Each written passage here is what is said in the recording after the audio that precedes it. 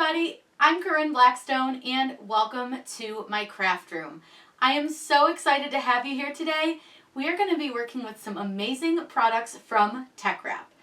They were so sweet to provide me with the products and I'm so excited to show you guys how to use them and make a really fun Libby Can cup. These are really easy to do the full wrap on because you don't actually need to warp the image. They're a straight image. So I'm going to show you how to use some things in Design Space to make your own mermaid wrap. And we're going to use two different types of the Shimmer vinyl from Teckwrap. I'm so excited. This was really easy and really fun to do. The one thing that I love about Teckwrap is they have so many different types of adhesive vinyl and HTV. There is a little bit of something for everybody, depending on what you're looking for. There are all sorts of colors and finishes, so I think you're going to find something that you will absolutely love. The other thing that I really love is how well it sticks to your surfaces. This was really easy to put together. They're nice and sticky, and it's really easy to use. I used a medium tack transfer tape, and it worked perfectly with their vinyl. So let's head over to Cricut Design Space, and I'm going to show you how to make your mermaid wrap. Whatever we do it just for fun. To make this cup, we're going to start in Cricut Design Space. We are going to need to use a template to help us actually size this because this has to be a specific size to go around the Libby Can cup. So I first unlock my square and then I'm going to change it to the measurements that I need to use, which is 10.147 by the height of 4.386. Now that should fit your Libby Can cup pretty well. So what we're going to do now is load in a mermaid scale pattern. So I'm going to use an image from Design Space. So all you need to do is go to Images, search mermaid scales, and they have the perfect set of mermaid scales. If you scroll down a little bit, right here. This is an awesome set and it works perfectly. If you have Design Space access, it is included. But you can see that it's already pretty much sized almost exactly the way we need it to. I'm going to expand it just a little bit. And then what I want to do is duplicate it because we're actually going to need two of these. Now, one thing you'll notice is that this is not a repeating pattern, meaning if I try to line this up, it's not going to line up correctly. So what we're going to do is actually line these up like this by using the second scale in. Get these lined up best you can, as even as you possibly can. Then what I'm going to do is select the two mermaid scales, and then I want to align the top. By aligning the top, it's going to make sure everything's well aligned and you're good to go. And then we're going to weld them together so that they become one single piece. Then what I want to do is select the square and the scales and click slice. We're going to remove all the parts that are not on the square. The slice can take a second. And once it's done, you can pull these apart. So we don't need to keep this part at all. Go ahead and get rid of that. We're going to keep these scales and we're going to get rid of this outline of the scales. We don't need that. And then we're going to keep these scales. So I'm going to select both of these and duplicate them. And then I'm just going to move these down. So what we're going to do is change the color of all of these to make them so it's easier to tell what we're doing. So we have pink shimmer. We have a mint colored shimmer. So I'll just make that kind of a greeny mint. We have a blue shimmer. And then we also have a purple shimmer. So that's just going to help us know which colors we need to use for which scales. I don't want to cut all the scales on all the colors because that would be crazy. So what I'm going to do is select the pink ones. We're just going to start here and I'm going to click the word contour. That's going to bring us up the image here in our Design Space so that we can actually click on different pieces and hide them. Now this does sometimes take a second to load, so just give it a moment. Now I am going to zoom out so that I can see all of my scales, and it does do this where it kind of makes them disappear sometimes, but they will come back. The first thing that I'm going to do is go through, and if you look over here on this side, you'll see that you have a ton of the little scales. But the first thing that I'm going to do is go through and find all these little triangles. I don't want those because they're tiny and I don't feel like cutting them. And then same with these little edge marks. I don't want to cut those either. They're really small and nobody's going to notice if they're gone anyways. So I'd just rather get rid of them. Now you can zoom back in if you'd like to. It's really up to you and how you want to do this. But I do prefer to be able to see all of my scales. The next thing that we are going to do is basically just count. So I'm going to keep the first scale, But then I want to count 1 and click it, 2 and click it, 3 and click it, and we're going to get rid of those 3 scales. We're going to then, number 1, then 2, 3, and 4 are gone. We're going to do that all the way down this entire scale.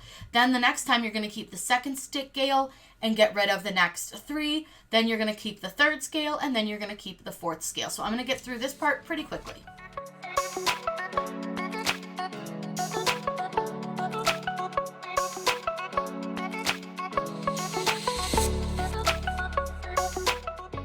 Once you've finished all of that, I am going to double check these. So the way I do that is because I have one on all the edges, it shouldn't be a problem.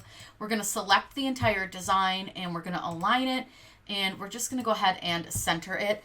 That's just going to like show me that I don't have any of the scales overlapping, which now we're ready to click make it. So go ahead and click on that. It's going to sort out our design into the 4 colors mats that we need to use. Then click continue, and we're going to select our cut setting from our custom materials settings. Right under where it says set base material, there is a little option to browse all materials. Click on that, and I made a custom setting for Teckwrap. The setting is set to 220 pressure, no extra cuts, and with the fine point blade. Go ahead and select, click done, and we can cut.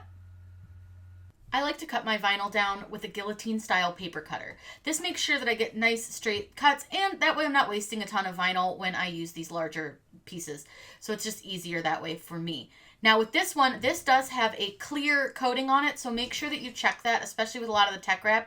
They'll have a clear coating on them to protect them from getting scratched. Now I'm going to go ahead and cut this out using that Teckwrap setting, and when I'm done cutting, I always like to take my pin pen and just check the cut setting to make sure that it did in fact cut through. That way you're not wasting any materials, and it just makes it a lot easier to make sure that you have everything you need ready to go.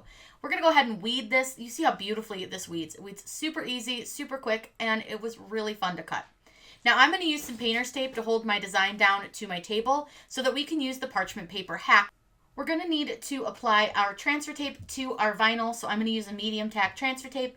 I like to apply my vinyl face down onto my transfer tape and then burnish it down. I also trim my transfer tape off of the roll, that way I'm not using a ton of tape. Use a squeegee and just gently burnish your vinyl down, and I like to do this from the back. I find that it works a little bit better this way. I also like to peel my backing off of my vinyl and not so much my vinyl off of my backing. I find it peels a lot easier this way, and you'll run into a lot less problems doing it like this. But the Teckwrap really peels beautifully. The next thing that we're going to do is place our vinyl on top of our parchment paper. And you can see that what I'm doing is kind of moving it around with the parchment paper under it with a little bit of a tail of the transfer tape. Now you can get everything lined up, pull the parchment paper away, and then lay your vinyl back down. Then with the 2 layers, go ahead and burnish from the back and peel it off just like you did that first layer, so you have 2 layers. You're going to do this for all the layers of your design, making sure that you line them up really well each time and getting them just exactly the way that you want them. This is a great hack. It's super easy to use. Next, we're going to burnish from the back with all the colors on our transfer tape. And I made sure to cut really close to the edge. Now I'm going to trim an edge of my backing off so that I can line it up with the top of my cup, and then I can easily press it down. Now all you need to do is kind of pull that backing off, and as you're pulling the backing off, roll the cup onto the vinyl. This is super easy, but you do want to take your time and make sure that everything is staying nice and even, especially around the top, because if you get it off, it's going to kind of give it a angled look, and that's not at all what we want. Go ahead and burnish all of that vinyl down using your squeegee, making sure that you get all around the cup, and then peel your transfer tape at a really sharp angle. You can see how I have it folded over itself. This is going to really help when it comes to taking off your transfer tape. Now I did need to press the ones down at the top and the bottom a little bit with my finger because it was hard to burnish on those pieces. But I think you'll see that once this is all done, it is gorgeous. This was really easy and really fun. But I'm just taking my time peeling off that transfer tape, just being really, really slow and gentle with it so that I make sure that none of the scales come off as I am peeling, and then I just go around my finger. Here is the finished cup. This was super fun and honestly really very easy. We used 2 different styles of the Teckwrap Shimmer vinyl, and it's beautiful. I think this is going to be one of my favorite cups, and I cannot wait to show it off to everybody.